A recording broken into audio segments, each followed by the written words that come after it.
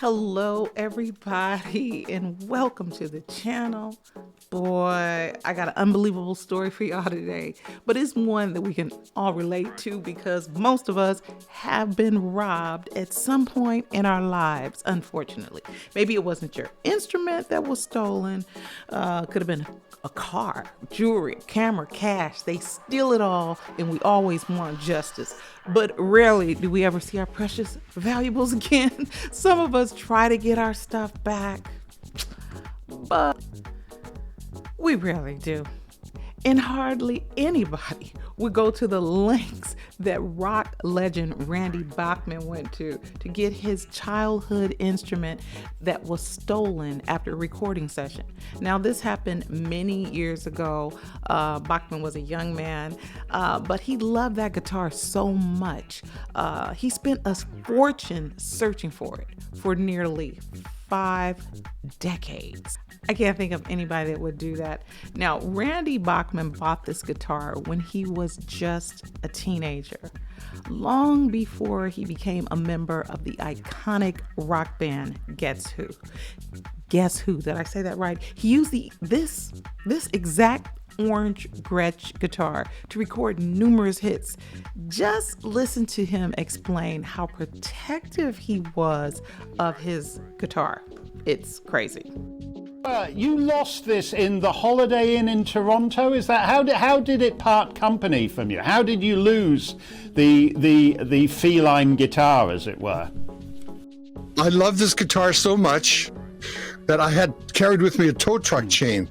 That when I checked into a hotel, I would put the guitar next to the toilet, wrap the chain around the toilet and the guitar case, so if somebody was going to steal it, they'd have to pull the toilet out of the floor, or sometimes I'd put it on the television, which was anchored to the counter. I did that for years. One day after an all-night recording session, my road manager said, I'm going to take your guitar, check out of the Holiday Inn, and I'll come back and pick you guys up. He put it in the hotel room for 5 or 10 minutes. When he came back, it was gone. We found that there was a gang of crooks where the maids would go into the room, find the spare key, throw it out the window. Her boyfriend, the crook, would come to the hotel, phone the room just on the internet, on the phone that was inside the hotel. And when it rang with no answer, he knew the owner was not in the room, but everything would be packed near the door because you're checking out. You're either paying your bill or having your free coffee and donut. So they'd open the door and take it. They grabbed the guitar. He came back and said, your guitar's gone. It was mind blowing. And I hadn't seen it since until Tekeshi had on. Yeah, so as Bachman explained in that clip from Great Britain News UK, he hardly ever let his guitar out of his sight since he was 19 years old. He protected it fiercely, literally keeping it under lock and key, like you see these businessmen doing, protecting their valuables, chaining themselves up. He cherished his guitar that much. So can you imagine the devastation when it was stolen? Well, I can't, because I went through the same thing. Here's my baby now. I went through the same thing when I was a teenager. Only my guitar was stolen out of the church, y'all. So you can't tell me how cold-blooded people, demons, can be. And I bought my guitar with my own money too. So this story resonates with me. That's why I brought my little baby on camera. But given all that Bachman did to protect his guitar, it's a wonder that it was ever stolen in the first place with that small little window of opportunity. Come on. It just makes no sense to me. I have my thoughts about the theft. But in this episode of Highlighted Moments, it is a story of kidnapping. That's how Bachman refers to it. And it was a crime that left him heartbroken. And also, we get a modern day miracle after Bachman's unrelenting search for that Gretsch guitar that was stolen 46 years ago from a Holiday Inn, people. That is almost 50 years ago, people, when this crime happened back in 1976. Bachman was about 32 years old then at this time. He had hit records under his belt as a core member of the iconic rock band Guess Who. Now, I always thought that they were American band. They had a lot of hits like taking care of business every day. Taking care. This song is so stuck in my head this week after hearing about this story. Actually happened last week. But even some of y'all millennials got to know these songs like American Woman. Lenny Kravitz covered that. Stay away from me. He covered it because it's a classic. Both versions have this real cool energy. I mean, these guys, guess who has some hits? What a name. Guess who? Now, Bachman was just 13 years old when his Gretsch guitar was assembled in 1957. He was really just a kid, but serious about his music. And I can relate to him. When most teenagers, his peers, had their hearts set on owning a new car, the cars looked like this back then. That's why I put this car up here. Bachman's teenage dream was owning that Gretsch guitar that was stolen.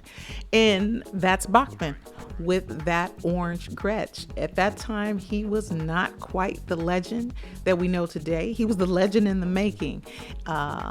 And there it is, that same Orange Gretsch guitar that we're talking about.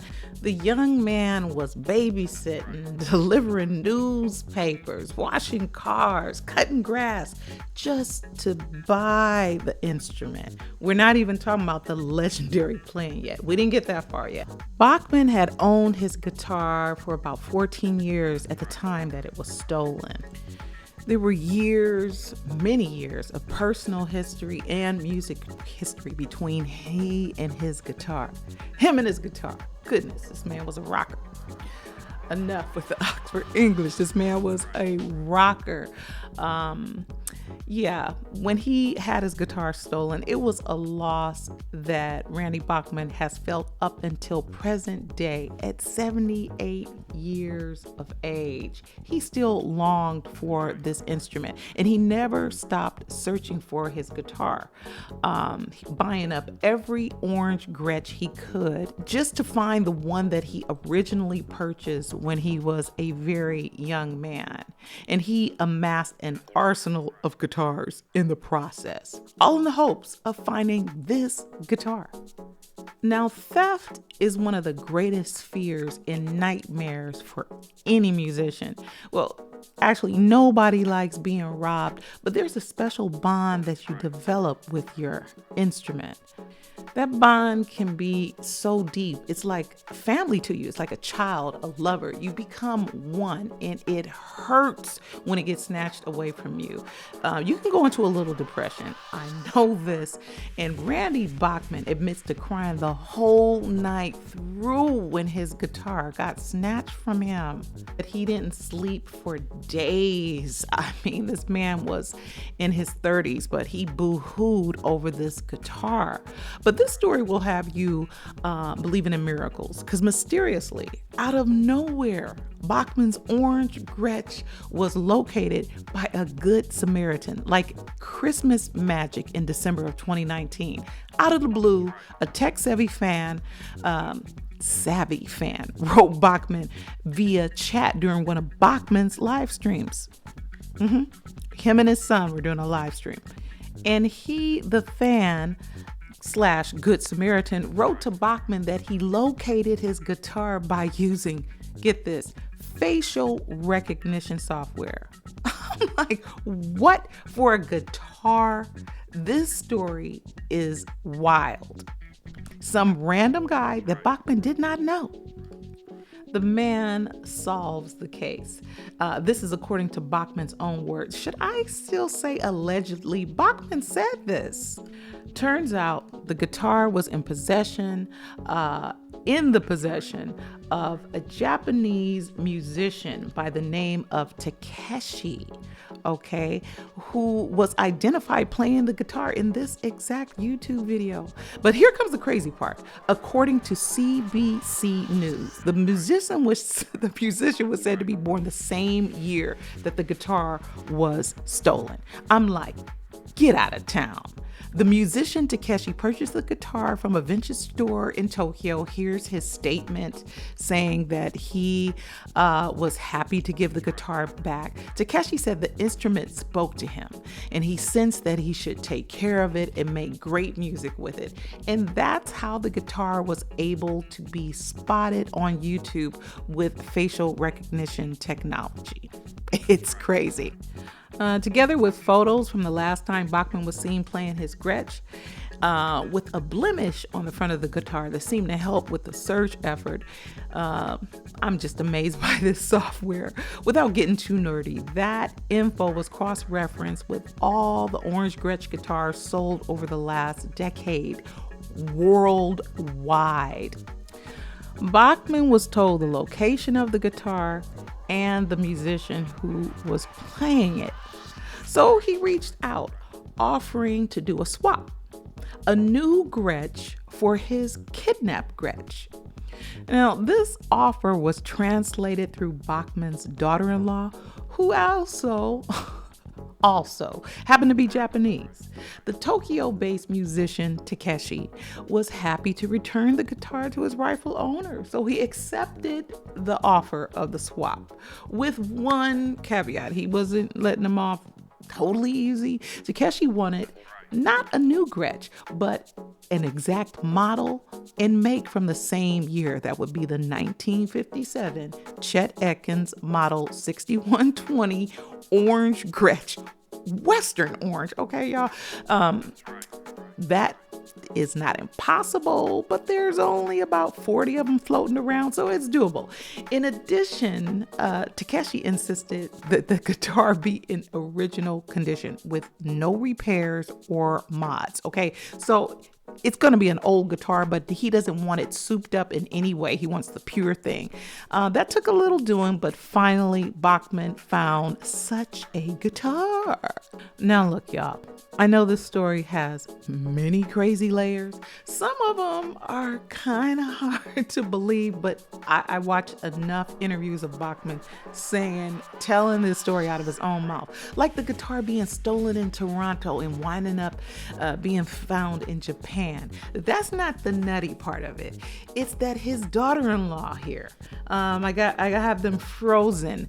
She just happens to be Japanese and was able to assist with the translation with Tekeshi, just freezing on them there. This is a guy who doesn't speak English, so this is quite it's one for the books. It's definitely one for the book. I mean, you guys, what are the odds of this happening? Leave me a comment and let me know what you think. But all's well that ends well, because the two musicians came together in Japan and played at the Canadian Embassy to close out the Canada Day celebrations, making for a very cool story. Very cool story. See, even the daughter-in-law's playing drums. I mean, this story is, come on, it's just kind of hard to believe a little bit, but it's a cool story. Very cool. Oh, come on. Don't you just love happy ending? Till the next time, y'all be good and rock on with your bad self.